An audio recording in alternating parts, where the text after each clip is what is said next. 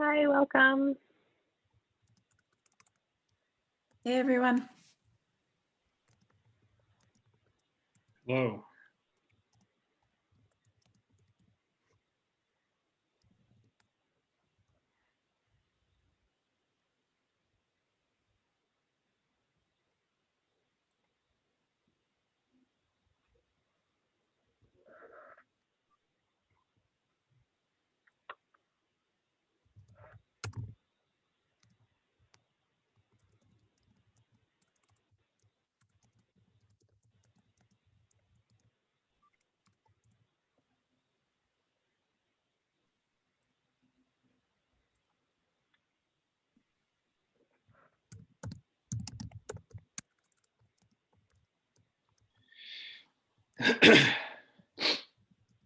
Hi, everyone. We're going to get started pretty soon.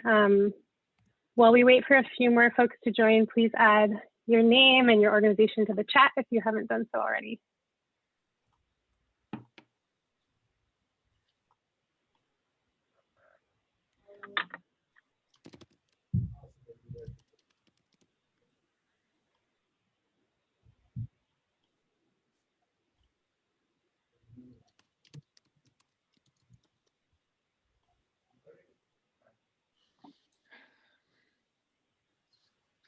Hi, Barbara. That's very exciting.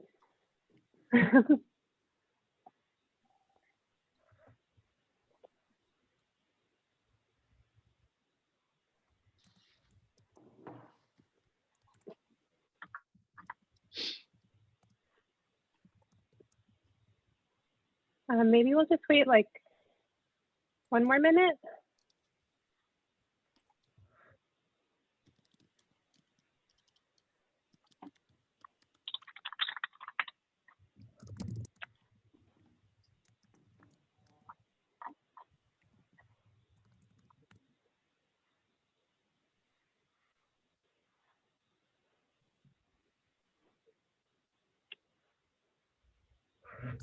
Okay, I'm going to get started.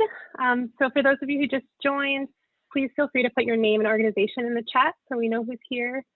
So I want to welcome you. I'm Diana Gruberg. I'm the Landscape Director at Gowanus Canal Conservancy, and this is our second Parks Improvement District Roundtable. This is a series exploring existing mechanisms in New York City that can be leveraged more widely to raise funds for the maintenance of the public realm. So the 2 sessions have looked at and will look at how business improvement districts work in New York City and whether the model can be used to create effective, equitable parks improvement districts more widely.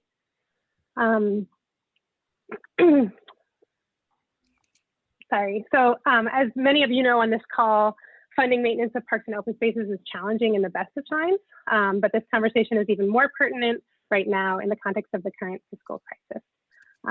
So for a little background for those of you who aren't familiar with the coalition that organized this group, this meeting, I would like to introduce Heather Lubab, Executive Director of the City Parks Foundation, who will tell you a little bit more about us. Heather. It's great to be here and see all of you.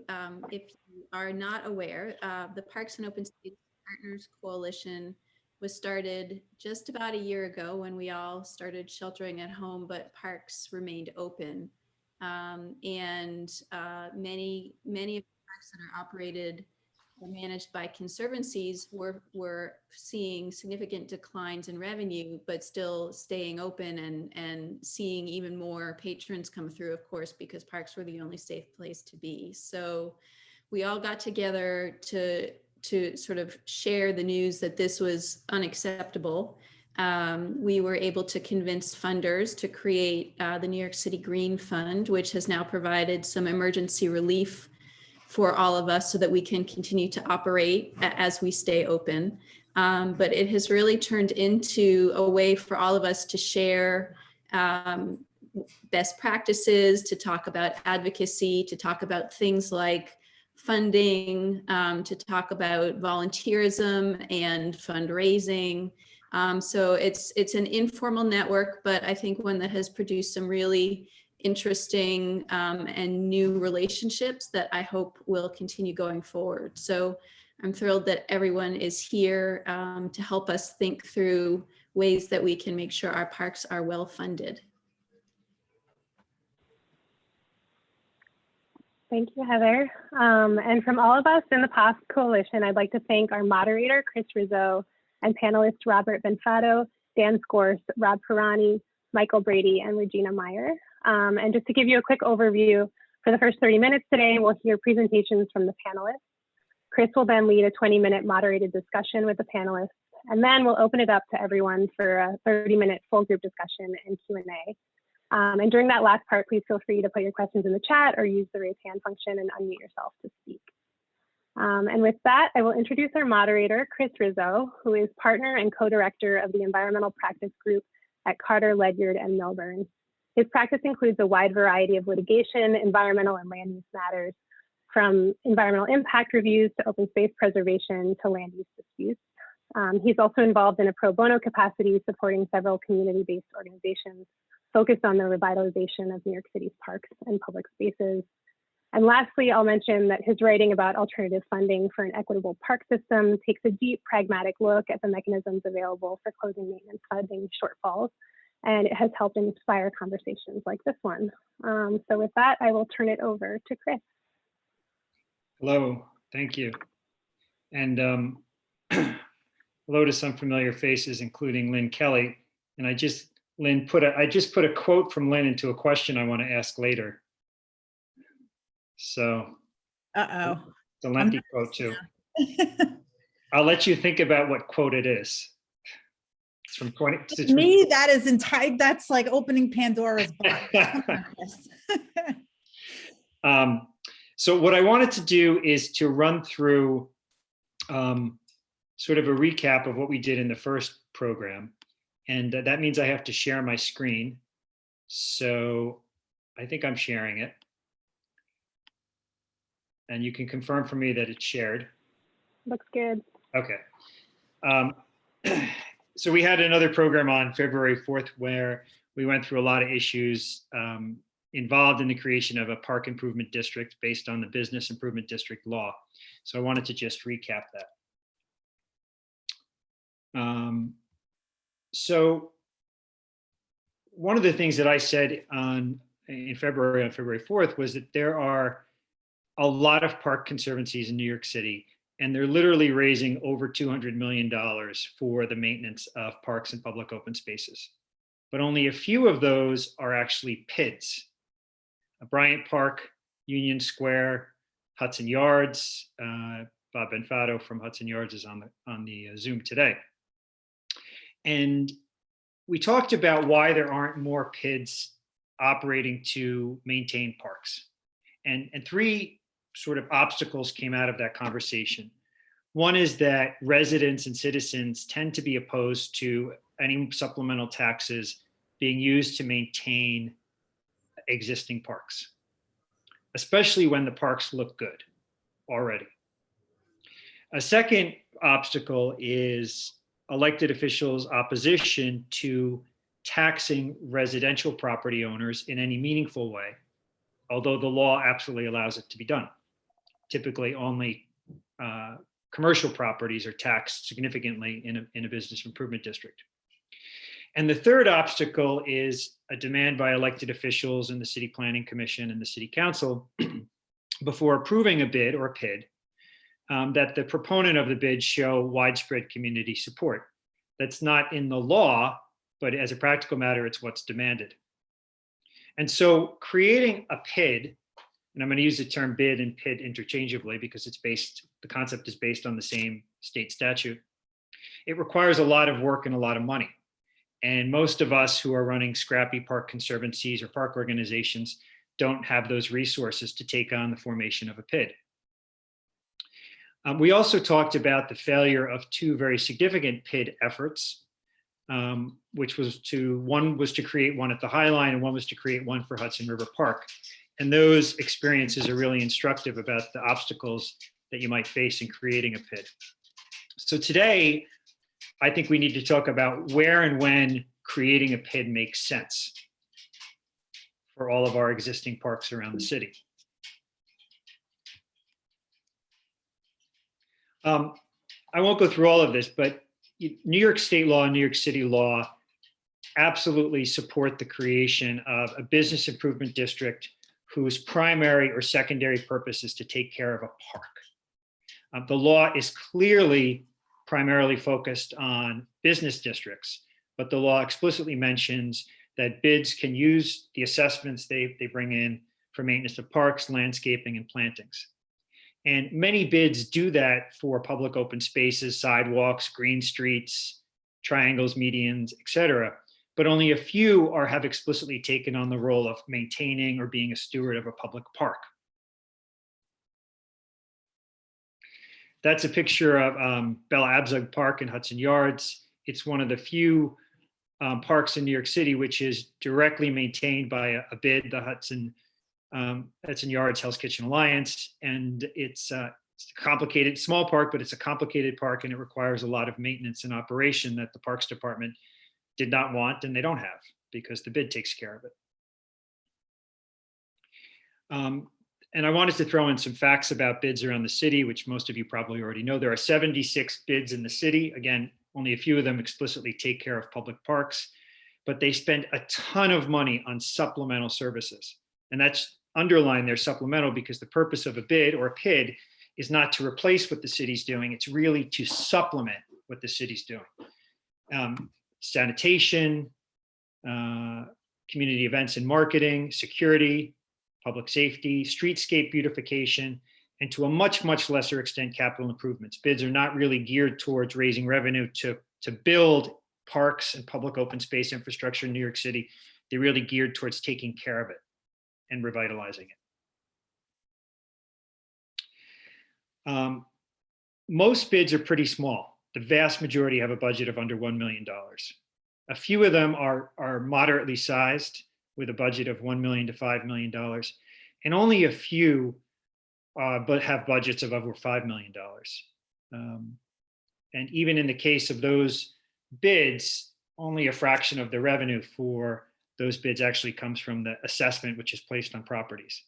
For example, Bryant Park is a bid, but only about $1 or $2 million of its annual $12 million budget actually comes from the bid assessment to take care of Bryant Park. And some of those big bids raise money in addition to their assessments in some creative ways through operating concessions or fundraising, because at the end of the day, a bid is just like a park conservancy in the sense that it's a nonprofit corporation and usually a charity, which can take donations. So with that, I'm going to stop sharing my screen and turn the presentation over to our panelists. And the first two folks we're going to hear from are from Hudson Yards, and that's Dan Scorse and Bob Benfato. And that's one of the newer bids in the city, and it, as I say, it is responsible for maintenance of a really important park in Hudson Yards. Bob is the executive director of the bid. He also happens to chair the Association of Bids in New York City, so he knows a lot about how they operate. Dan Scorse is the vice president of operations at Hudson Yards. I think he probably does a lot of the actual interacting with the New York City Parks Department in operating Bella Abzug Park. But he also knows a lot about bids as well, because prior to that, he was at the Myrtle Avenue bid in Brooklyn, and he has a master's in urban planning. So both of them are really well positioned to talk to us about their experiences with bids and parks. So Dan and Bob.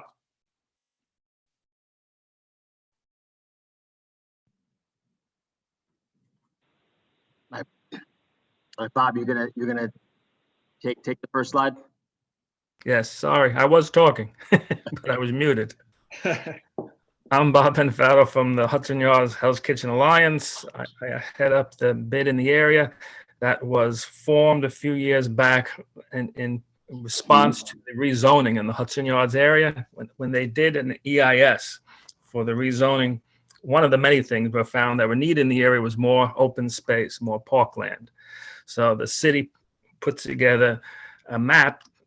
This is our map, but based on their map of a park that would go from 33rd to 39th Street, be bounded by two new boulevards called Hudson Boulevard at the east or west, which in essence is between 10th and 11th Avenue.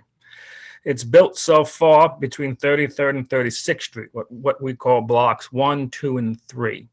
They're the darker green. Dan's covering. That's 1, 2, 3. 4 is under construction and hopefully will be completed later this year, early next year. And 5 and 6 are in the design phase right now with Hudson Yards Development Corporation. When they first put the design together, there was a whole public design competition, an RFP that Michael von Valkenburg won, the associates won. And it was a high-end design. So the Parks Department loved it, but said they wouldn't take care of it. So Hudson Yards Development Corporation said, that's fine. We'll create a business improvement district, and their primary function would be to maintain this park. When the steering committee formed and began to look at what the boundaries of the bid would be, although all around this park was development zones, areas that were due to have large commercial buildings or residential buildings, none of it had been built. It was some of it was in the process, some of it was still a number of years off, some of it is still a number of years off. So when designing the bid, we had to go further out to grab buildings that existed that would be interested in becoming part of this bid district. That's what led to the bid being called the Hudson Yards Hell's Kitchen Alliance, because those buildings had to be grabbed in an area that the neighborhood itself considered Hell's Kitchen.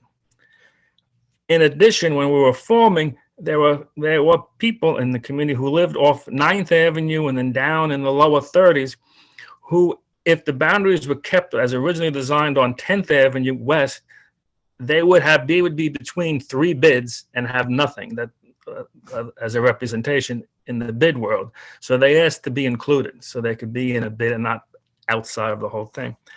So it was agreed to do that. And then there was a proposal that we wanted to go a little more to the west, but at the time there was a NID, the Neighborhood Improvement District proposal by Hudson River Park, and they were behind our schedule for when we wanted to submit the legislation to become a bid. So we never bothered trying to resolve who gets what. We just left that on the west side to them. It never came to be, but that's what happened. And at the time, the people above 42nd Street didn't want us. They didn't want to be in the bid. They were completely opposed to it. So we cut the line of 42nd Street. I would just quickly point out that since the pandemic, those people have now asked that we would extend our boundaries and include them in the bid, because they've with the cut in services, they feel as if they'd rather be in a bid. The only thing left to say on my part in forming this is when we also we had to do assessments. As you know, residents don't get assessed, but for us, that was just condos and which is like $1 and co-ops. But for rentals, we do assess rental properties, large rental properties. Usually they have retail on the first floor. And Dan can take it from there. Dan? All right. So yeah, everyone always asks, what's your formula? What's your bid assessment formula? So here it is. But I'm not going to go into explaining it. Basically, it's kind of a complicated formula that uses square footage as well as assessed value to determine what the assessment is for a particular property. I imagine most of you know what an assessment actually means, but in case you don't, it's basically like an extra property tax that the city levies on a particular property. In this case, the city takes that and then just gives it to whatever bid gets that piece, which is very nice from a fundraising perspective.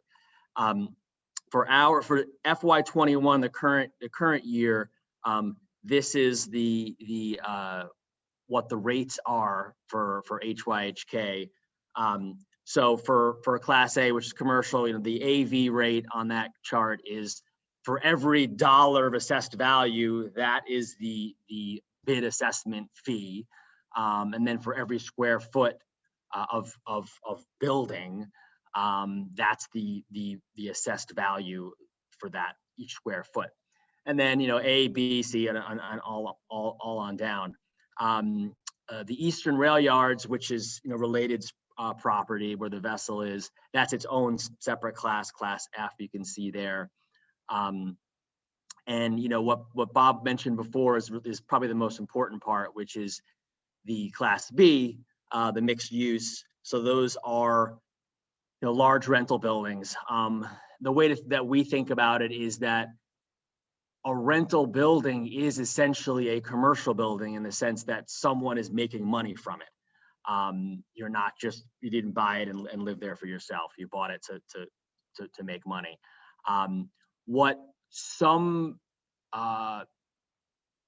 people had done in other bids is they had a mechanism to get bid assessments.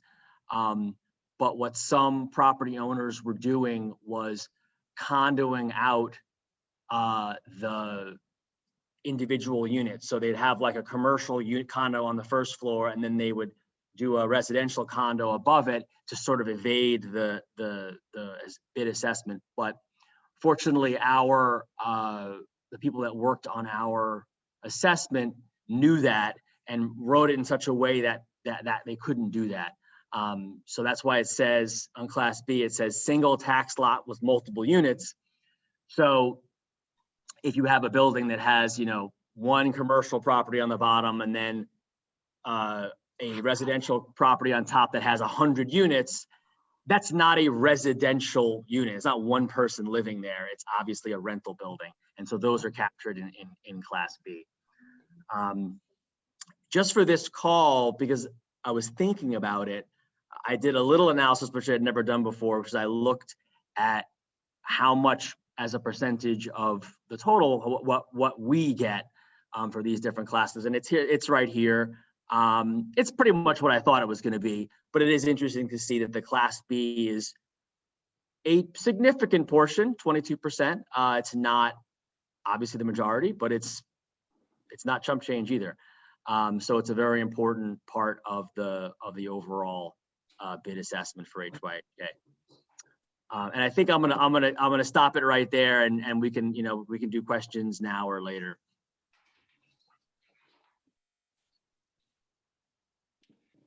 Thank you, guys. I think we're going to hold the questions to the end, and then unless somebody has a very pressing one, we can certainly answer it and move on to the next presenter. Does that sound right, Diana or Cheryl?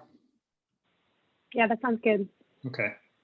The next presenter is Michael Brady, who's the executive director of the 3rd Avenue bid in the Bronx.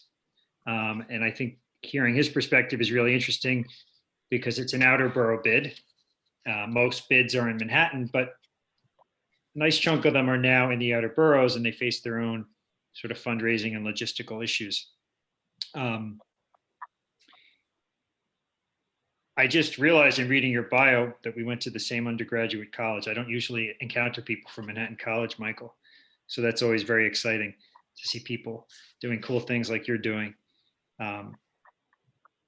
In addition to having a bachelor's degree from Manhattan College, he also has a master's degree in public administration from New York University. And I'll turn it over to you, Michael. Great. Thank you so much, Chris, and thank you everyone for gathering here today. My name is Michael Brady. I work for the 3rd Avenue Business Improvement District located in the South Bronx, and we also manage the Bruckner Boulevard Commercial Corridor, which is just to the north of the Harlem River waterfront. Prior to coming on to 3rd Avenue, I was the master planner for New York State Department of State for the South Bronx waterfront and co-led the Harlem River rezoning. So really been in the South Bronx for about 20 years or so. Just to give you an idea of bids in New York City, this is slightly outdated because it came from last year's bid trends report, but for those folks who are super eager in getting to know bids, there's a new trends report that will be released probably over the next couple of weeks. So, this gives you an idea of where the bids in New York City are. In the respect to 3rd Avenue bid, we are just north of Manhattan, that other borough that's connected by a couple of bridges. If you're feeling daring, come on up here and visit us. We have 9 bids in the borough. If you notice those 2 little dots at the southernmost point, that's 3rd Avenue and also Southern Boulevard Business Improvement District. And we're kind of flanked by the Harlem River to our south and also to our west. Bids collectively invest just shy of about $200 million per year in New York City's economy, spread out from everything from sanitation to security to capital improvements to public programs, marketing, maintenance. And bids were really birthed out of the financial crisis of the 70s. Third Avenue bid is the oldest bid in the Bronx. We're celebrating our 32nd anniversary. But bids by itself were really formed out of crisis and out of need, very similar to how bids, Bob had alluded earlier, that now all these people want bid services because the city had to cut its budget. Well, that's very, very much likely aligned with how bids were started. Just to give you up close on a snapshot of where the services are provided, we have, Melrose Commons, the Hub, Lower Concourse, and the Civic Core. Our bread and butter district is at the Hub. We move about 450,000 people a day. So open space is really essential to, handling, a high pedestrian congestion rate. And then similarly, we manage the Bruckner Boulevard commercial corridor to our south, just north of the Harlem River waterfront. Third Avenue at its heart seeks to change the narrative, particularly in communities that have been largely disenfranchised. And I was asked today to speak a little bit about equity and how we can drive that into bid formation, and particularly managing open space and parks. Our vision is that we invest in people just as much as we invest in places. We do this by co-creating, co-producing, and co-producing and co-operating with the community residents. And I think that's a really important piece of the puzzle, whether you're doing PID formation or bid formation, to have the community buy-in, and also realizing that property owners and developers are a large part of that, because they are essentially going to be your funders in the long term.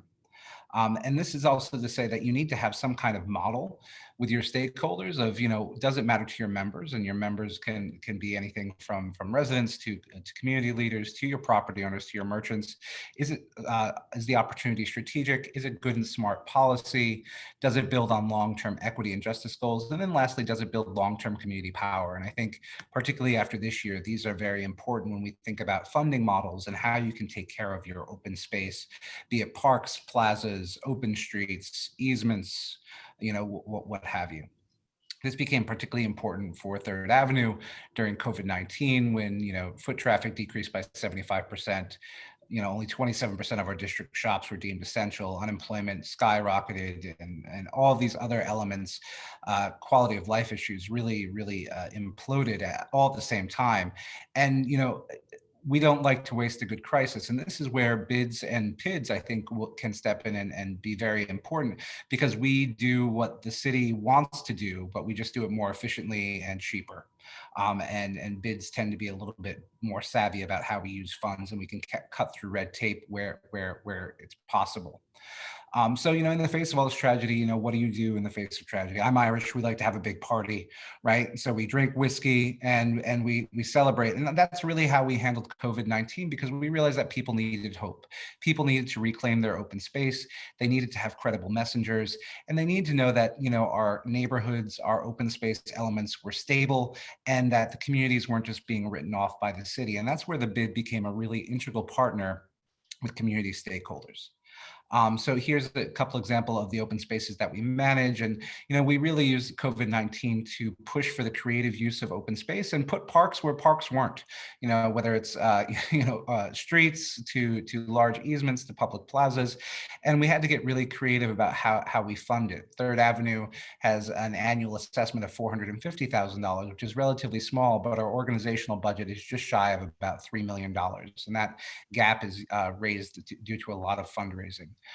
So, we use the pandemic to really talk about open space and about the maintenance and care of open space, and also push through some projects, because, particularly in areas of color, we needed equitable access to open space. And here's the line that came out of a coalition letter that we sent to Bill de Blasio in about April or May of the pandemic, to really make sure that open space and parks were highlighted as being community assets during the time. And, understanding that communities lead with or without permission.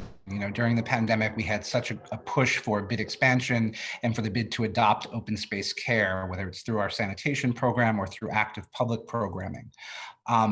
We invested in and we actually purchased for area restaurants dining modules, to the tune of about $250,000 to help program those streets and have people reclaim, public space for themselves. And we embraced partnerships with agencies that could get things done.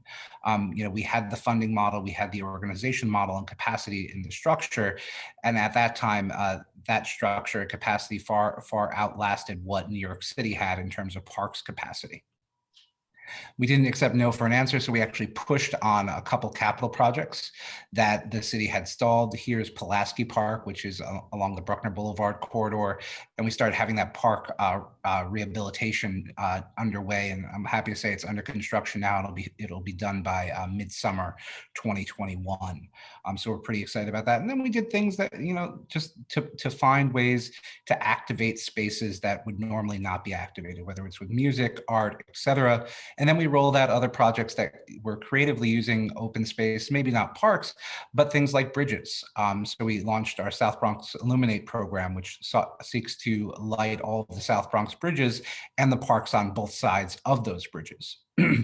And knowing that business model and funding are very important, we're not going hat in hand to the city who has no money. We, figured out a way of how we could pay for it, and we came up with a structure that balanced, community equity and investment, but also, the business side of things, because things do cost money and there's a lot of paperwork and it can be really boring at the start, but hopefully at the end, things pay off. And then we built out on that, and then we said, okay, well, how can we activate these other open spaces that are kind of desolate and crime ridden, and really make them public open space assets. So here you have some pedestrian tunnels, underpasses that really provide connectivity to what will be future parkland as soon as the South Bronx Harlem River waterfront is redeveloped. So a couple takeaways, and these are really just generic. Be fearless, be smart, accept and learn from your failures. Value your team and value your funds. Right? Figure things out. Cover your ass, and by ass I mean your legitimate ass, but also know your audience, the substance and the sustainability of your project. Particularly in the South Bronx, nobody wants to hear of a great project that's then disbanded after 2 years because funding ran out. Prevent hurdles before they start, and then tie solutions to equitable change in systems and structures. And also, we really have to follow the money here. And I think we'll talk about that a little bit more in the Q&A, but the monetary side of this is something that's super, super important for consistent maintenance. If not, we're no better than the city of New York. And here are a couple things that we did during the pandemic, and just some examples of creative use of open space. If you don't have a park, you may have a huge easement, you may have pedestrian medians. These are ways that you can actively program things. And I know on the line we have everyone from super strong capacity to limited capacity. I would just say meet yourselves and your volunteer groups where you are, and then you can always grow from there. So Third Avenue certainly didn't manage as many open spaces as we manage now. We started off small, and we slowly built out our capacity. So with that being said, thank you so much. My contact information is there. If you have any questions, let me know, and I'll stop sharing now. Thanks, Michael. A very interesting presentation. And I think we need to get back to the issue of equity around the city and different neighborhoods that you touched upon. The next presenter is Rob Perani. He is the program director for the New York and New Jersey Harbor Estuary Program, which I have to think is a little bit like herding cats, given the number of government agencies and municipalities and civic organizations that are part of the estuary program. I can't imagine the task. Prior to that, he was famous for his role for many years at the Regional Plan Association, where he was vice president for energy and environment, and was also for a time period executive director of the Governor's Island Alliance, which is not a bid, but is some form of nonprofit park operator, alternative park operator. So Rob. Yeah, well, thanks, Chris, and I appreciate being here with all these great experts and on the panel and in the audience.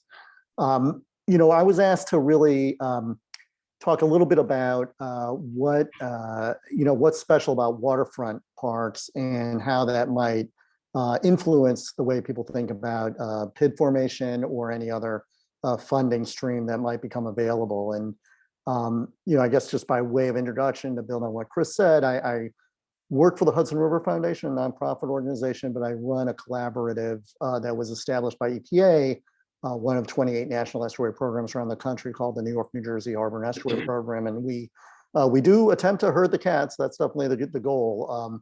But in the service, and it's in the service, and this what sort of makes the cat herding worthwhile, as I'm sure all the PID directors can relate, it's around a great asset. In our case, the New York, New Jersey Harbor and Estuary, all the waterways south of the Tappan Zee / Mario Cuomo Bridge.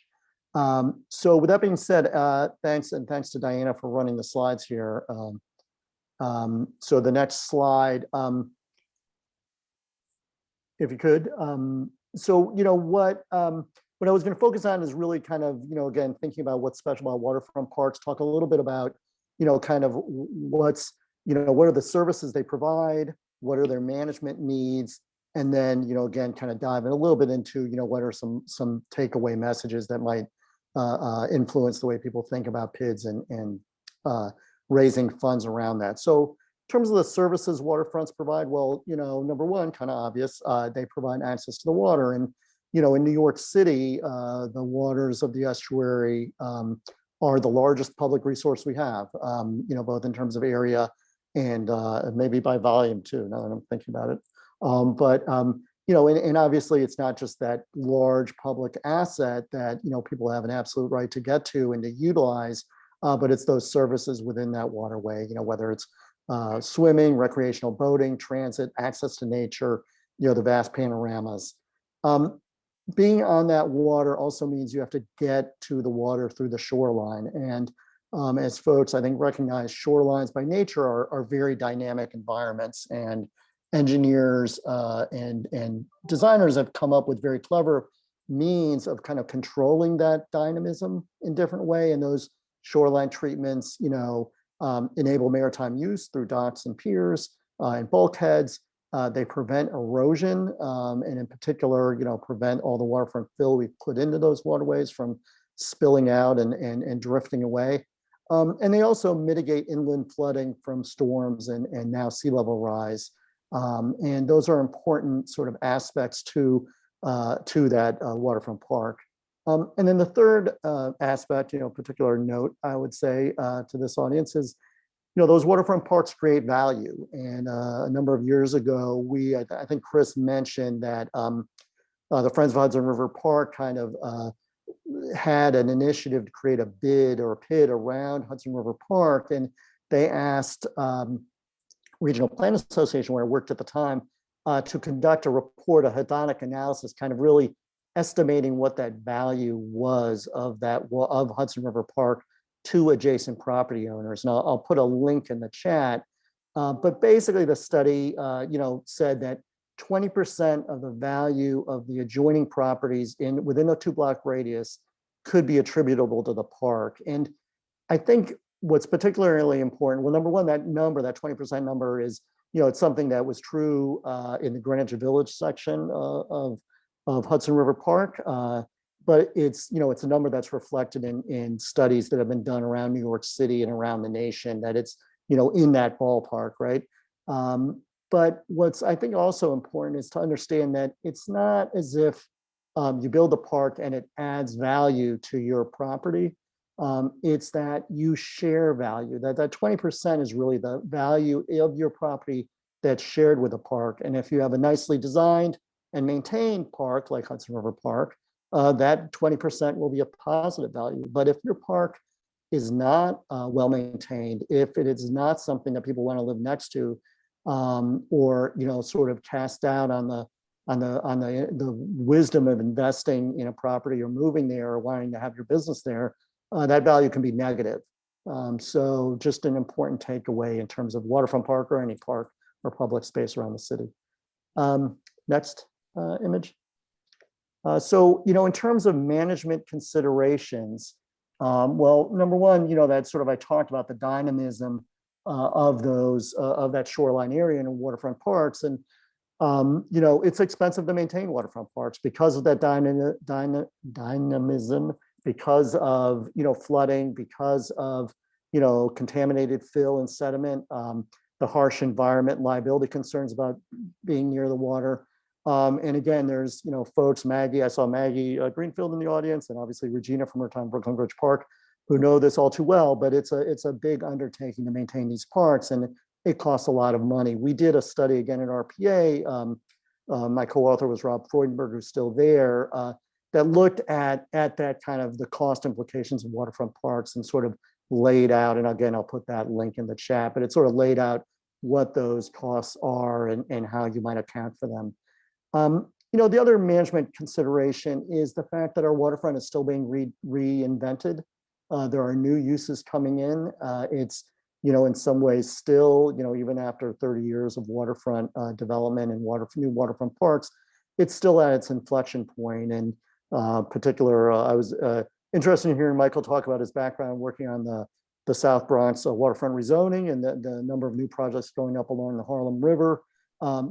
Places that are still changing, and it's possible to sort of rise to that challenge and make sure that these new spaces meet public needs and are sustainable.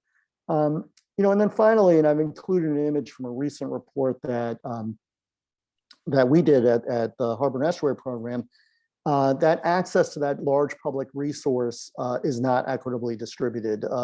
We found that across the estuary in both New York and New Jersey, about 40% of the waterfront is publicly accessible. And that's actually, compared to, let's say, Long Island Sound or some other waterfronts in the region, that's actually, we do pretty well in terms of the amount of land that's accessible through waterfront parks or other public spaces.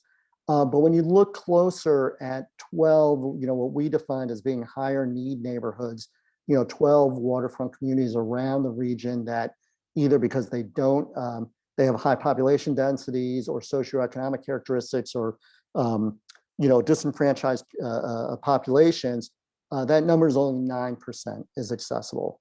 And so, we have an issue there that needs to be addressed, whether it's in terms of maintenance, as Michael alluded to, or in terms of just getting people to this public resource. Next image.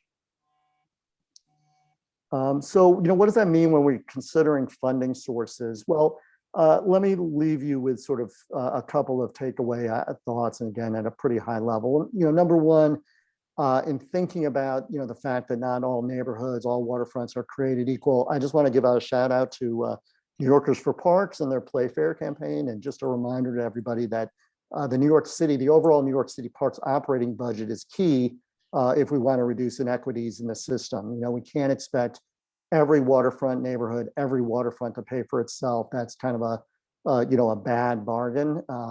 And so we need to be thinking about ways of increasing the overall, budget for the New York City Parks Department to help, level the playing field and to make sure that as the folks from the Hudson Yards, Hell's Kitchen bid put it, the funding we raise through bids or any other means is supplemental and doesn't, replace what the city needs to be needs to be putting into these things. The second is, again, and I think waterfronts are particularly, it's particularly true, but it's easier to put bids and PIDs into place before those land use changes happen and residents move in. I think it's always easier to know that these assessments are going to happen as part of the condition of you coming into the neighborhood, as opposed to something that's imposed on top of it. And I think that's been true proven true in a number of instances. And then finally, just to kind of broaden our vision for PIDs a little bit, or just to add into the discussion, I think as folks have shown, PIDs get their funding from a number of different sources, including the sort of the bid structure itself. And, throughout New York State, there are many other special assessment districts that are allowable. There are special districts to fund public docks, to provide for beach erosion control, to make harbor improvements in New York State. And so there's certainly other legal means of creating assessment districts to help pay for these. And it may be that the PID, the sort of New York City bid model, is not right for every area. In particular, in another example is in San Francisco Bay, A parcel tax placed on all waterfront property supports the projects and programs of the San Francisco Bay Restoration Authority. That's an idea that's been floated in different ways across this region, but something worth considering. Certainly across the country, there are water boards and levee districts that tax the land within those districts for maintenance of erosion control and flood hazard mitigation. Again, something the city sort of advanced in a way a few years ago when they were looking at surcharges on flood insurance. Stormwater districts is something that's been talked about for many years here in the city, something that exists elsewhere around the country. It was just, and I would say New York State as well. It was just enabled in New Jersey. But, again, that particular role that waterfront parks play in terms of managing stormwater, and sort of equity in how we water and sewer rates, where we charge people on the amount of water they use, not, and sort of leave out the amount of stormwater that's generated. So again, another possibility for generating funding for park improvements. And then finally, transportation districts. And again, there are examples all around the country, including here in New York, about special assessment districts aimed at transportation districts. And I point out in the case of waterfronts, the impact of wakes on maritime structures and habitat from our ferry system. It's obviously, ferries are a wonderful service. We enjoy them. They provide value and obviously a lot of vitality to our waterfronts and waterfront neighborhoods, but they do cost money, and it's an impact that's not always seen, but is certainly felt by waterfront park managers, and something that should be considered. Waterfront greenways like the Manhattan and Brooklyn Waterfront Greenway provide an important measure of transit service, provided they're kept in good shape and plowed in the winter. Something that, again, perhaps we can look to other funding sources to help sustain. So let me close it there, and happy to answer questions when we get to the discussion section. Thanks, Rob. That's very interesting. And we do need to talk more about the cost of maintaining waterfront parks and the ways that we can raise the money to do that when the mechanism is not built in the way it is for Hudson River Park or Brooklyn Bridge Park. So our next speaker is Regina Meyer, who is currently the president of the Downtown Brooklyn Partnership, which is the bid for downtown Brooklyn, which is a large bid and an important bid. Prior to that, though, she was the president of the Brooklyn Bridge Park Corporation, which is a state-created and city-operated public benefit corporation, which operates Brooklyn Bridge Park. So she certainly knows how to raise money to maintain and take care of waterfront parks. Prior to that, she worked for the Hudson Yards Development Corporation, as well as the Department of City Planning, and worked on a number of important rezonings along the Brooklyn waterfront. So, Regina.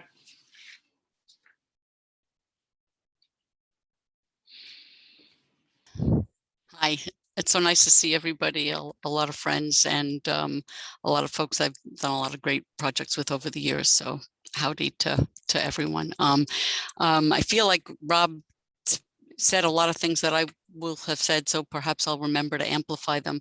But I do have this special perch here, seeing both park maintenance from a business improvement district perspective now, and then of course at the park earlier. So I just thought I'd run through some of those details, and again reflecting on some of the great presenters previously.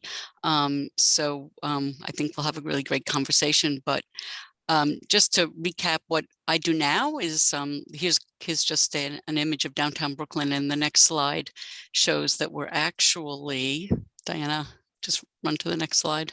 We're actually 3 bids. Fulton Mall, Metro Tech, and Court Livingston, Skirmahorn. And although I don't have any of the fancy details that Dan showed in terms of assessments, we actually have 3 different assessment formulas for these areas. But these districts were really all formed the way others have stated before, to solve problems where the city was simply not providing services. And so that started with Fulton Mall Improvement Association, which was actually the first district area. It wasn't called the BID then, it was actually called the special area, was really formed because the city was not providing services. Fulton Mall was first, then Metrotech, and then Court Livingston, Skirmahorn. And so we operate all of these organizations together, which is really fine for everybody except the people that run our numbers, since they run everything 3 times and cross-check them 3 times, which drives them insane. But other than that, our goal is to run these 3 specific districts as one entity known as Downtown Brooklyn. And like others have said before me, these were really there to provide supplemental services, but the sheer reality is, and go to the next slide, Rob, Diana, I'm watching Rob's name on the chat. We provide sanitation services for all 3 areas. And to be frank with you, I have never seen a sanitation truck pick up trash in this district since I've been doing this job. So I'd say we provide the street level cleaning on a full basis. And then we also provide security and shovel all the snow on Fulton Street. So those are services that we provide. We actually run the city's largest DOE contract, which I'm really proud about. We have a really close relationship with the staff at DOE and are very closely aligned in terms of mission, in terms of job creation and skill development for our folks. And in terms of security, we have both contracted security and our own security staff, depending on the bid, that are really meant to be the eyes and ears for security. And in that case, I would say we are totally supplemental to the PD. And then, of course, the next slide focuses on Diane, did you move to the next slide? I'm not, is what we do in terms of plazas and open space. And that is we maintain, but also program 3 really important spaces for downtown Brooklyn in terms of activity and excitement and what we're known for, and that is Albee Square on Fulton Mall, Willoughby Plaza right outside of Shake Shack on Adams Street, and the plaza right outside of Whole Foods in the Cultural District on Lafayette Avenue. And so we have the opportunity to program those sites and to really make sure that those are really sort of cornerstones of our neighborhood. And then lastly, a project that isn't shown here because it isn't built is we are no, don't go to, well, in downtown Brooklyn, thanks, is a park that the city has been slated to be built for the past 15 years called Willoughby Square Park at Willoughby, Duffield, and Albee Square, which we are advocating to be built, and we will maintain like Hudson Yards. That'll be our only site that will be actually maintaining a city parks property. So our budget is really driven by both the commercial and residential properties, but in our case, we are permitted to derive assessments off of residential properties in 2 of the 3 bids, and by statute, and we provide direct services for all of those areas. And I'd say the one thing that really makes us different from Brooklyn Bridge Park, which I'll talk about in a second, is that everything that comes in goes straight out. You know, what we're about is exactly what the other bids are throughout the city, is that we raise money to provide these services on an annual basis. And that's how we think about our budgeting, and that's how we are able to really maintain support from our members who have to buy into those budgets every year. The next slide is really Brooklyn Bridge Park experience, which is really quite different. And I just, many of you are really familiar with this, but I think it really, going back to Rob's conversation and Michael's to an extent, the Brooklyn Bridge Park experience was really so unique in the city of New York because, as you all know, the project site had this fantastic opportunity to build a great park, but because of its location, we also had an opportunity, which both the state and then the city realized, to use about less than 5% of the site to develop those parcels in order to pay for not just maintenance, but to also develop a very significant capital infrastructure budget, which permitted us to move ahead with developing a park, knowing that we'd be able to raise the money to improve over $200 million worth of waterfront infrastructure. So the slides here show the fantastic views at the park, and with great views here from Main Street Park to the Brooklyn Bridge, but then also the slide on the right, the image on the right is one hotel, which is the hotel at Old Fulton Street, and Furman, which we RFP'd for development, which is essentially underwriting so much of the park maintenance and capital infrastructure of the waterfront piers. And then the next slide, sort of a beauty shot too. Again, beauty shot of Brooklyn Bridge Park, but more relevant to this conversation was that we were able to RFP Empire Stores, which was a building that the state had owned for over 50 years and really had not been able to RFP and redevelop. But once it was a part of our project site, we were able to put that site out for redevelopment. And because of the really phenomenal location and the ability to have retail and great office with great views in a funky loft building, this building was worth a great deal. In fact, more than anybody would ever have guessed, given its condition, and really provide a really great project in the heart of Dumbo, which is supporting the park, which is a fantastic story, I think, for everybody involved.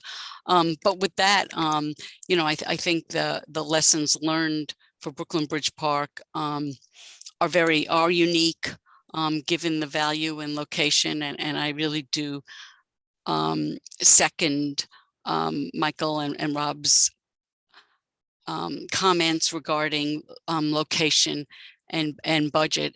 We were very, very lucky to have this budget. Even the park this year through COVID was able to be a tremendous resource for all New Yorkers. And at a time when that did not tax the New York City parks budget. So I think that was really, really, our model was really proven.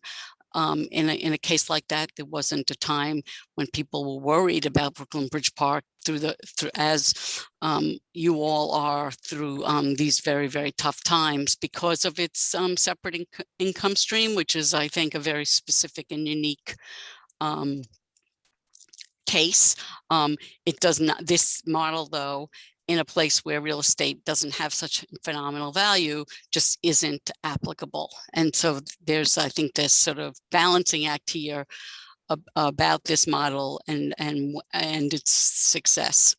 But nonetheless, I'm just so proud of it because of how many New Yorkers it served and the fact that we were able to solve this huge infrastructure, not on the city or the state's dime.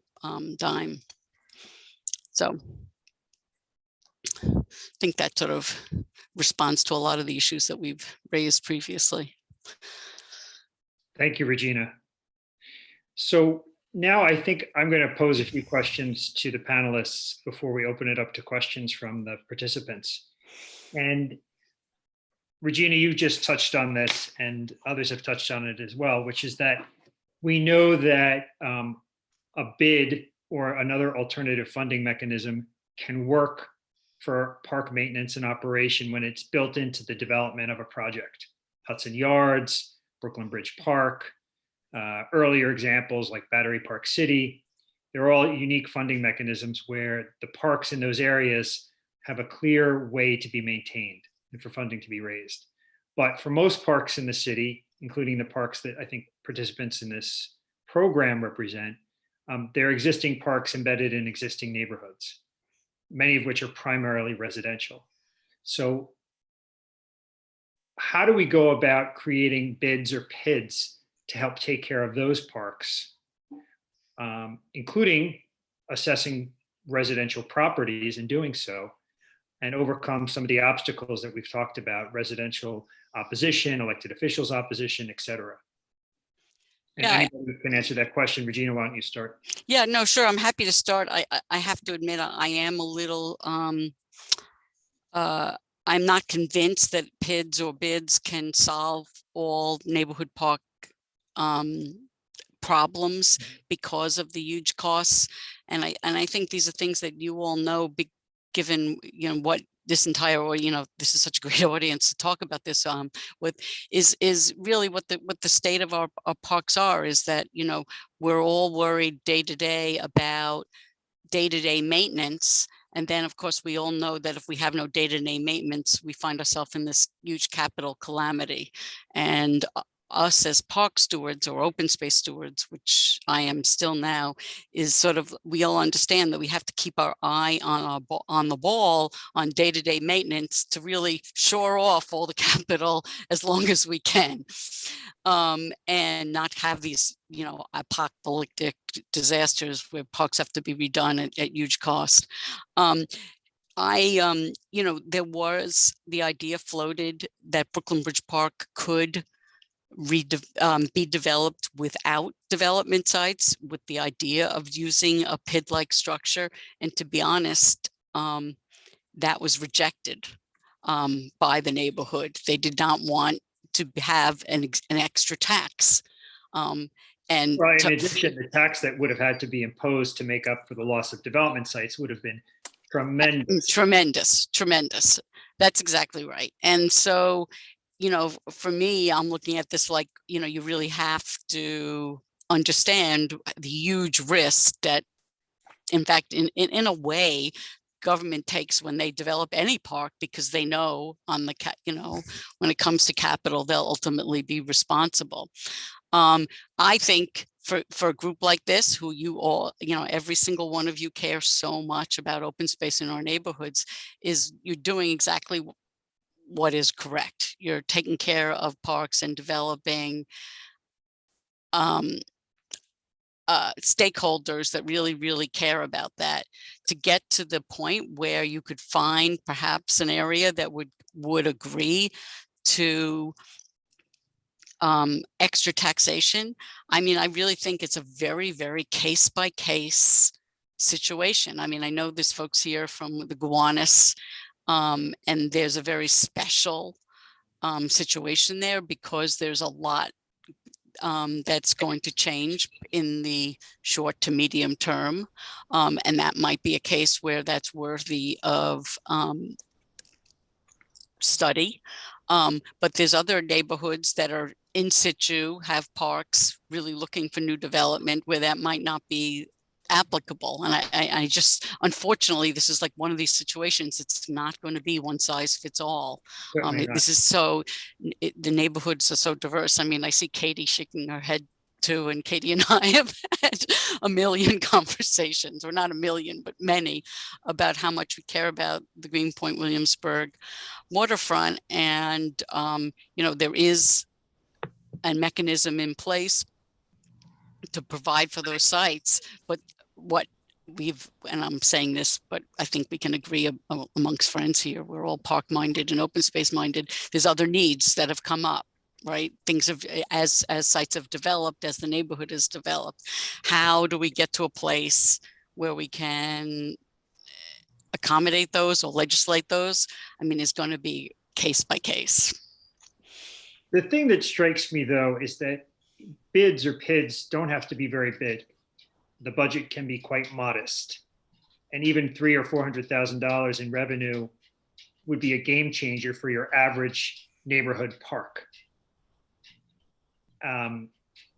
And so I guess the question is, how do you overcome residential or property owner opposition, even in the case of a very modest bid assessment, when the result is going to be, could be so transformative for a neighborhood? I mean, Rob mentioned a study from RPA about the value that parks bring to properties, and that those are basically the same findings from New Yorkers for Parks, which did a study in 2010, which concluded the same thing, that parks probably bring 20% increase in property value when they're well maintained, and they cut into property value when they're poorly maintained. So how do you address property owner opposition to bid formation, particularly residential property owner opposition? You're on my screen, Regina, but Bob or Dan or anyone. Yeah, I don't.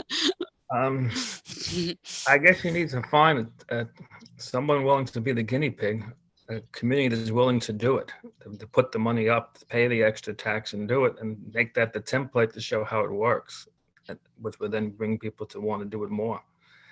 That's a good point. There needs to be a good test case. Yeah, or even just finding a handful of maybe the larger property owners in that area to pony up some money up front, like that would give the residents like a taste of the PID, and then to try to get in that way.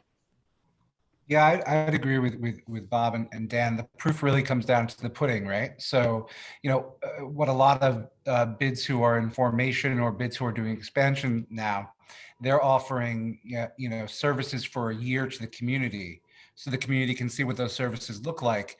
And then when those services end, now people want them. So you make that market demand. A very good point. I Third Avenue is an example of a bid that was added onto an existing neighborhood that was almost entirely built out. How did the city sell that to the property owners? The crisis of the 70s and the 80s. Garbage wasn't getting picked up, gang violence was high, graffiti was all over the place, and that's when bids shine. Bids shine in crisis. Right. As we go through the COVID-19 pandemic, but even further, when the city cuts sanitation services by 65%, the bids step up. In Regina's case, Regina has her own dumpster trucks. There are bids that literally take the garbage off the streets and bring them to the dump. Bids buy your garbage cans, bids buy your benches, they buy the newsstands. All of these things that I think from the untrained eye, people think, oh, the city of New York does that. Well, the city of New York doesn't really do that. And that's where you can cultivate the value add of the bid.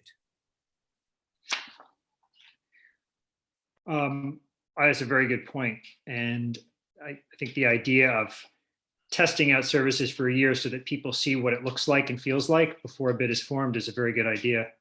I'm certain that people, once they see the level of services a pre-bid might bring, will want the bid. Rob, waterfront parks are problematic in the sense that they probably are more expensive to maintain by about a factor of 100. I mean, they're just wildly more expensive to maintain than Prospect Park, let's say, which is purely upland. So at the same time, New York City has really gone gangbusters in creating some fabulous waterfront parks. And some of them have built-in funding mechanisms like Brooklyn Bridge Park and Hudson River Park. Others don't. And I wonder what you think about developing funding mechanisms for these parks, knowing the maintenance and infrastructure challenges that are coming down the pike in the decades that come when they need to be upgraded and maintained and piers need to be replaced, et cetera. Yeah, I mean, I think, I think that's exactly right. I mean, it is a hugely more expensive to maintain that waterfront infrastructure. And it really comes down to, those shoreline treatments. I mean, obviously there's a harsher environment, there's special needs, but it really comes down to that infrastructure on the water and sort of making sure that's in good shape and the absolutely critical need to, make sure that the city doesn't fall into the river, right? Between the bulkhead and the piers and docks. And so, to me, part of what I've gathered from this conversation is really the fact that that bids and PIDs really rely on a diversity of funding streams, right? You've got a sort of a balanced portfolio, and while the assessment of residents and businesses through the bid mechanism is one piece of it, you really want to be looking to other sources. And I think in the case of waterfront, coming up with perhaps a shared way of getting funds to maintain that waterfront infrastructure, recognizing the utility of that infrastructure is, could be part of the mix. And whether, again, to me, one of the things that's coming up is the shoreline adaptation that's going to be needed to respond to sea level rise, both in terms of, Right. whether it's flood, sort of preventing flooding, or, addressing, outfalls to deal with sea level rise, which is going to be a huge issue for the city going forward. I think those are the things that could, perhaps cut into the burden of maintaining that infrastructure by, creating pots of money for capital maintenance, and regular, maintenance of those features. Yeah, for example, the beaches and the Rockaways aren't just parks; they are coastal resiliency mechanisms. Now that the boardwalk has been rebuilt, as basically as a flood barrier. Right, exactly. But it's going to require a lot of maintenance going forward, and I'm certain the Parks Department's not going to have the funding for it. Exactly. I think we only have 15 minutes left, so we really should open it up to questions from participants. I don't want to cut short the conversation, but we really should hear from people who are participating too. Chris, there's a couple questions in the chat. Should I read the first one from Shanna? Sure. Is it possible, is it legal to use occupancy hotel taxes as a funding mechanism for creating bids, PIDs, especially for areas in the city where a creation of a bid related to taxing residents would maybe not be welcome? Anyone know about occupancy or hotel taxes? I think probably legal, but I don't.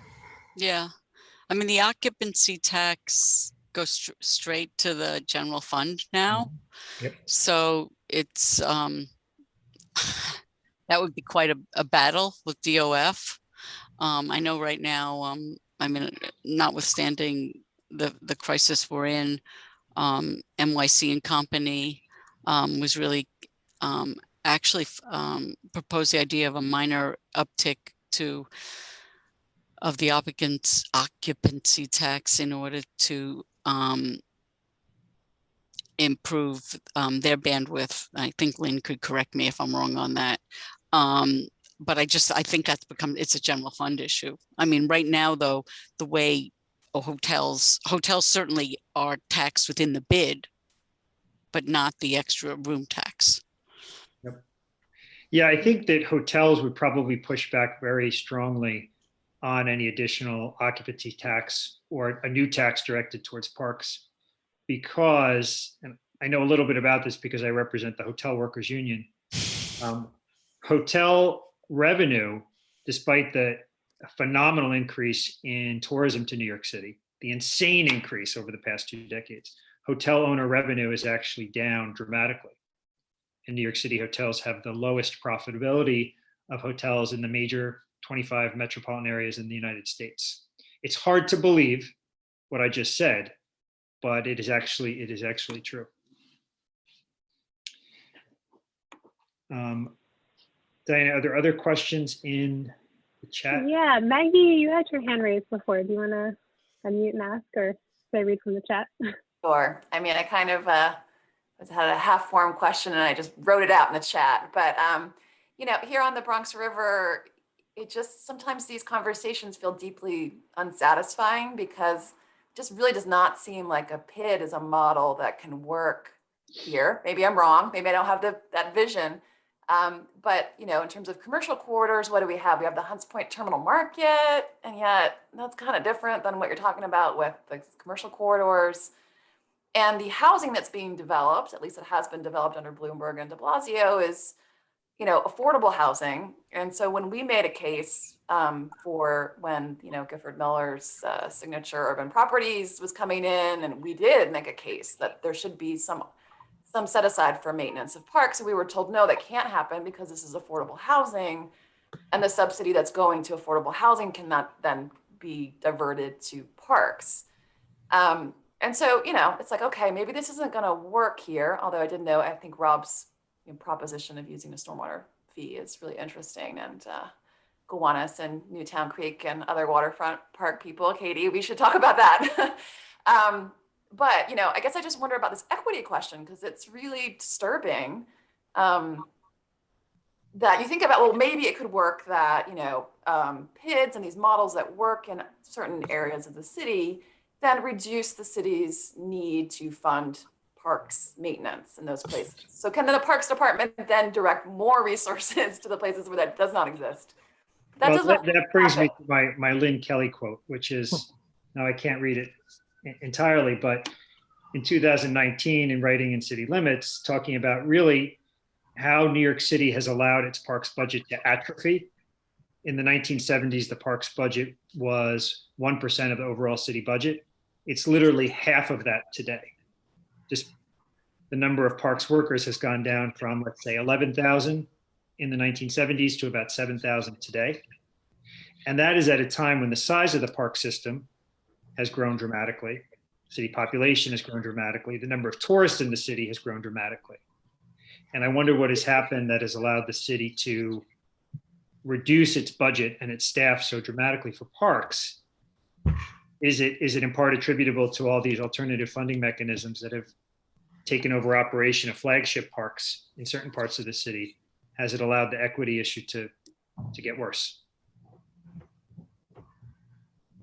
I would, I guess in response, Chris, I think there's an argument to be said for that. I mean, I'd be curious to know what the numbers are, but there's certainly an argument to be said that by enabling sort of parks, in more politically connected neighborhoods, let's say, to be well maintained, you're taking some pressure off the need to do something from a citywide system. I think you could also say that some of the, some of those parks, Battery Park City, Hudson River Park, if I could use those as two examples, have also kind of set a pretty nice high bar for what parks should be. I think there's, when people go there, it sort of raises people's expectations about what parks and park programming could be. So I will say there's an argument to be made there as well.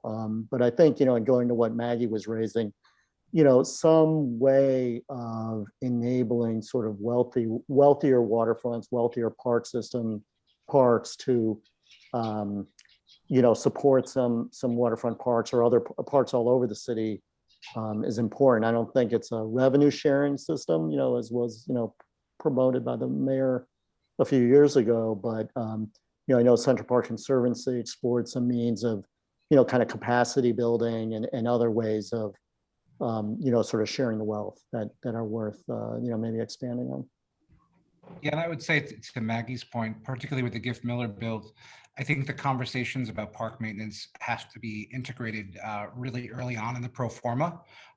With subsidies aside, they were, Michael. Yeah, but subsidies aside, I think that just quite frankly, I think GIF may have blew some smoke, only because there are folks who bake things into their budgets with either their M&O or something of that sort. I'm not sure, specifics of the budget that he was approached with, but there are ways, particularly with affordable housing developments. I mean, I take a look at La Central or Villa Verde, which are in the hub, and both of them have maintenance set aside for open space, Villa Verde in terms of their parks and outdoor space, but La Central, which is being completed now for a skate park and things of that sort.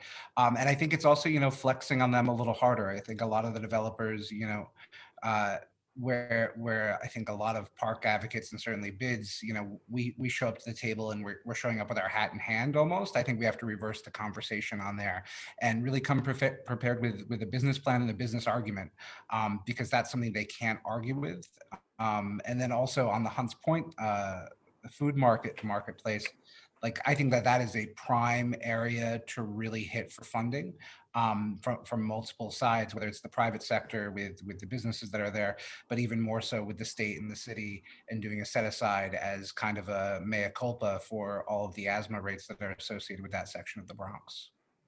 Let me just add to what Michael was just saying, that, you know, there's examples in around the city of parks that are supported by special arrangements with EDC and the lease revenue that the city gets, in particular Solar One and the park at, you know, at 26th Street or whatever on the East River, is supported by lease revenue that's shared from an EDC site that's, you know, kind of inland a bit. So there's plenty of examples, and I'm sure there's others too, where there's kind of one-off deals made What to we get see some revenue. more often in the Bronx is, like, you know, finger pointing when, like, the malls on the Lafayette Avenue go in.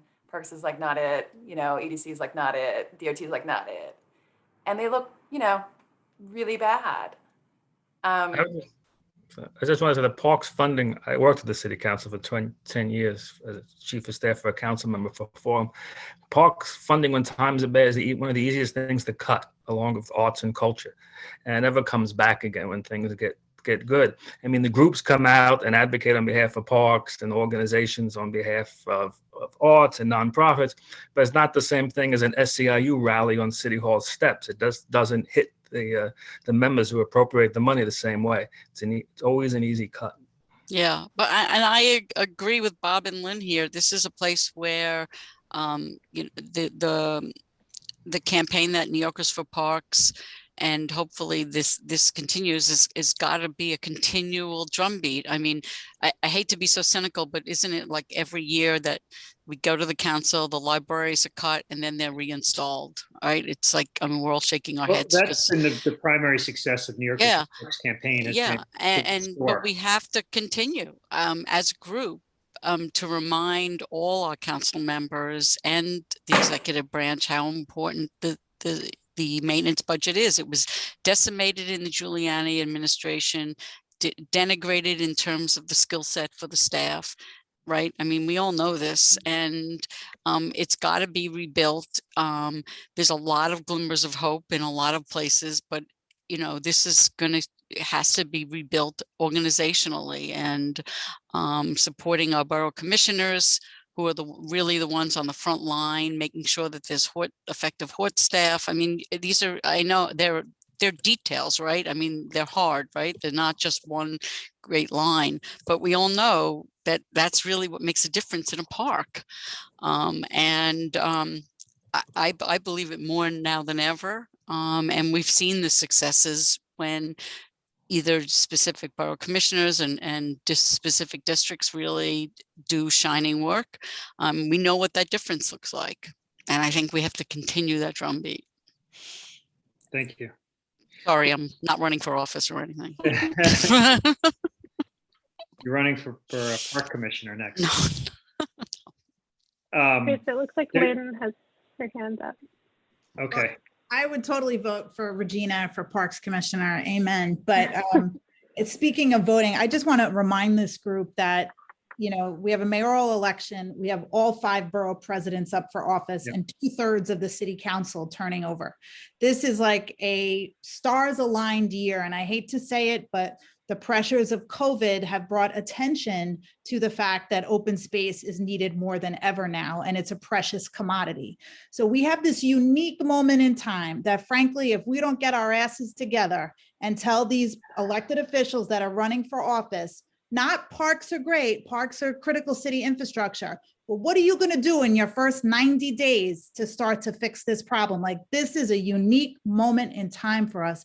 And so as a group, a lot of the parks leaders that are on this call, we are putting together, or New Yorkers for Parks is leading this, it's not me, a mayoral platform. And I would encourage all of you to become a part of this and stick it to these candidates. When else are we going to get this moment in time? It really is unusual in New York. Just tell me who I should be voting for. Which one?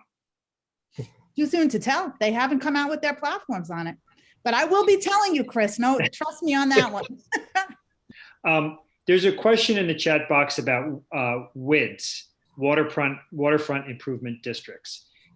from Lisa Bloodgood and from the Newtown Creek Alliance. And that's I've actually never heard the term WID, but as a legal matter, there's no reason why a bid couldn't be created to have responsibility for a waterfront or the quality of the ecosystem there if it were tied back to, in my mind, to some commercial or to a commercial purpose, which of course a healthy waterfront and healthy waterfront parks is very good for the economy. So there's certainly a link there. I don't know if anybody else has any ideas on that or thoughts on that. I also just want to interject with regard to Maggie's comment about how do we adapt this model to places like the South Bronx and the Bronx River corridor. I think it requires us to get over our inherent opposition to assessing residences. Your park is lined with rental residential buildings with many, many absentee landowners. Some are, very wealthy corporations. Some are sort of old-time New York City landlords, but they can all be assessed to maintain the parks along the Bronx River. So I would like to add our experience to the list of failures for getting these maintenance funds. I think it's a worthy case study, and I would love some feedback from people about why we failed and what we could have done differently. But we did fail. Like, we tried this with the Compass residences on West Farms Road. Was it a proposal for a formal bid or just? Well, for a maintenance, we were kind of throwing it out there as like whatever would stick, Right. And I'd have to dig it back up to find out this was like 10 years ago when the rezoning was going through. But we were burned by that. We're hesitant now to do it again. It was a lot of effort and, didn't come to anything. I mean, in fact, we ticked off our neighbors for a little while. Like, they're okay with us now, but. So how do we get past the inherent opposition to assessing residential properties? Or is it hopeless, Regina, Bob, Dan, Rob? Because I don't know how you maintain parks like Bronx River Park without digging into the pockets of the residential property owners. There's not enough commercial there. I guess I would still say what I said earlier, that it's case by case, that there's definitely, depending on the location and the developers and the neighborhood, that there is possibilities, but it's just not. I'm sorry, that's like a wishy-washy answer, but. Yeah, I think you need a poster child, like I said before. Right. Define some neighborhood that's willing to take on the residential tax and not oppose it, and for it to go ahead. And in 2 years, people see how much better it was than before. Others might be fine to go along. Yeah, if it's all affordable housing, it would be very challenging. Right, of course. But if there is some market rate in there, maybe the owner is going to see the value. I think the owner would have to see that their money, instead of going to the city coffers and who knows what happens to it then, that they would have some say in how the money is spent, because they would be a board member of whatever organization it is. So that's a selling point. It's a little like a local control. You hope. I remember Chelsea, townhouse owners, when Highline wanted to tax them, became revolutionaries over an extra $300 tax on their house for the creation. Yeah, it's borderline irrational, but that was what was recounted to us in the February 4th program, was a hysterical response from very wealthy property owners. Mm-hmm. They would not tolerate an assessment to pay for Hudson River Park or for the Highline. I mean, the idea of taxing individual owners, like a large number, that seems crazy to me. That'll never work. Because even if you have a good portion of them that are for it, you're going to have a small minority that can be vehemently opposed, and their voices are going to rise above everyone else's. I think you have to go after the property owner that has the bigger buildings, if they exist. I think to Dan's point, Chris, why should they pay, right? If you're a property owner, you're already paying out shit tons of property taxes and maintenance, and you've got to maintain sidewalks and all this other stuff. Why should I pay for the city's parks? Isn't that the city's job? Isn't that why they tax me? And I think that's the argument that we've got to get through. And I think ultimately it comes down to what someone had said earlier. It's an election season. we need a city that runs efficiently and knows how to manage its budget. You know, like parks should not have to struggle with a $96 billion city budget. You know, I think we just have to be a more efficient city. And you know, I think once you have that come to Jesus moment with property owners and the city says, oh yeah, we're not really good at managing money, you know, then property owners can say, well, let's meet halfway. Thank you, Michael. We're at 5:30, Diane and Cheryl, so I don't want to cut off the conversation, but I think we have to try to wrap it up unless there's any last question or comment that anybody wants to make. Andrea, I know you had your hand up. Do you have a last? I mean, I guess my one comment was just to Maggie's point and kind of the points in the chat. I feel like though bids do make a lot of sense in wealthier neighborhoods or neighborhoods that are undergoing development, I do think that there's a need, and it would be great for the collaboration committee to start talking more about this toilet tax or stormwater fee, because that feels like something that if we were all advocating around, we could get a lot more traction on. I know it's been like bandied about here and there, but we haven't really put forward a policy platform on that. I like the toilet tax. In ancient Rome, there was a tax on urine. They used it to clean clothes. They'd boil it and you get ammonia and you would clean the clothes. So they put a tax on it. Bob, on that amazing comment, I think we're gonna leave everybody with that amazing comment and wrap it up and let Diana and Cheryl close it out. Yeah, and I just wanted to say thank you so much to Chris and Bob, Dan, Rob, Michael, and Regina. This was such a great panel and really just appreciate your time and sharing with us. I think we all have ideas bubbling and things we're going to keep fighting for. So Thank you. Thanks, everyone. Have a wonderful evening, everyone. Everyone. Thank you so much.